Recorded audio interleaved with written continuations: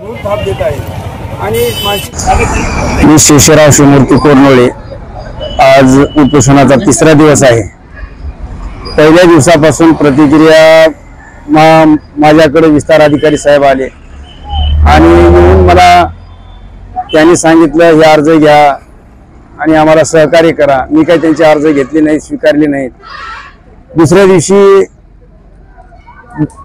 गट विकास अधिकारी आणि ग्रामपंचायत कार्यालय सावरगाव थोरचे अधिकारी ग्रामसेवक शेळके साहेब आले।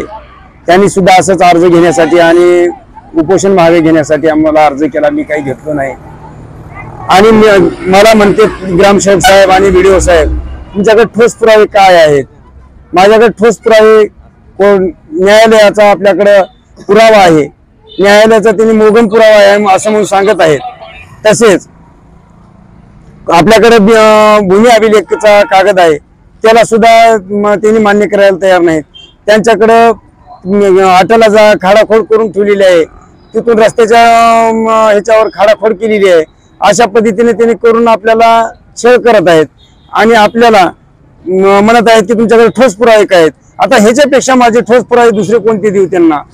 बर, माझ्याकडे ठोस नाहीत, त्यांच्याकडे तर ठोस पुरावे कोणते आहेत ते द्या म्हणावं। त्यांच्याकडे ग्रामपंचायतला जागा आहे का? ती रोडची जागा असेल पण माझी हक्काची जागा आहे का? असं पूर्ण त्यांनी मला माहिती द्यावं आणि मला ह्याच्यामधून मुक्त करावं असं माझी मागणी आहे। आणि माझ्या जेवढ्या मागण्या आहेत तेवढ्या मान्य बीडीओ साहेबांनी करावं, ग्रामसेवक साहेबांनी करावं अशी माझी विनंती आहे। काल बीडीओ साहेब तुमच्याकडे आले होते बीडीओ साहेबच्या विषयी काय बोलले?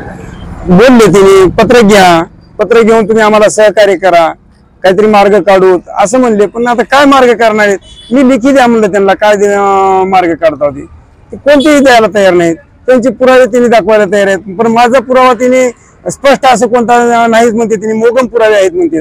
मोगम पुरावे माझ्याकडे कसे आले? कोर्टाचा मोगम पुरावा राहतो का? कोर्टाने दिलेलं काही खोटं आहे का? भूमी अभिलेख खात्याचं पत्रक माझ्याकडे त्याच्यानुसार मोजणी केली, ते काही माझ्याकडे खोटं आहे का? माझ्याकडे सगळे कागद आहेत का? या कागदाला तिने मोगम म्हणते। तिने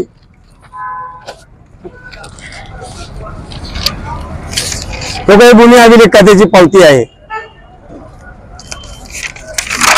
तो काही भूमी अभिलेख खात्याचं मोजमाप पूर्ण हे आहे। पुन्हा माझ्याकडे कोर्टाचं हुकुमनामा आहे, वाटणी पत्रक। त्या वाटणी पत्रकाला तिने मोगम कागद समजतात। म्हणजे कोर्टाचं काही त्यांना तथ्य नाही का? कोर्ट म्हणजे काही खोटं राहतंय का? त्या कोर्टाच्या कागदाला तुम्ही मोगम कागद म्हणतायत। माझी न्याय बीडीओ साहेबांनी, ग्रामसेवक साहेबांनी आणि ग्रामपंचायतीने दखल घेऊन माझ्या जेवढ्या मागण्या आहेत तेवढ्या मागण्या पूर्ण कराव्यात ही माझी विनंती आहे साहेबांना। काल पोलीस प्रशासनाचे काय अधिकारी तुमच्याकडे आले होते? हो, आले होते। म्हणत होते की आम्ही तुम्हाला रेकॉर्ड आणून दिलं। कोणतं रेकॉर्ड आणून दिलं? रेकॉर्ड आणून दिलं त्यानं 2001 पासूनच रेकॉर्ड आणलं। आपलं 1997-98 आपल्याकडे हुकुमनामा आहे, त्याची काही नोंद घेतली का ग्रामपंचायतीने? आणि त्यांना दिलेलं होतं आमच्या वडिलांनी, त्याच्यानुसार तिने तिथं नोंद घेतली नाही ग्रामपंचायतला। आता 1997-98 कागद तिने 2001 ला नोंद झाली तेव्हा तरी नोंद घ्यायला पाहिजे होती की नाही? ग्रामपंचायतचे काम आहे ती आमचे काम नाहीत। आमचे वडील भोळे होते, एक वेळेस कागद आणून दिले आणि निघून आले घरला। पहिले काय असं काही रिशूड काही नव्हतं घ्यायचं, त्यांना काही समजत बी नव्हतं। शेतीत करणारे माणसं। तुमच्या जर मागण्या मान्य नाही झाल्या तुमचा पर्याय काय? माझा पर्याय बघा सर, मी सांगतो मला सगळे गल्लीतले आणि भावकीचे दमदाटी करत आहेत, शिव्या देत आहेत, धमक्या देत आहेत। तू जगतोच कसं असं म्हणून बघतो म्हणत आहेत। ग्रामपंचायतीचे सुद्धा काही लोक आपल्याला असेच बोलायला लागलेत। ग्रामसेवक साहेब म्हणतात आपल्याला तुझं काहीच नाही तर म्हणतात, त्याची पर्याय मला निवडून द्यावा, नाही गेलं तर मला आत्महत्येशिवाय अजून बी पर्याय नाही।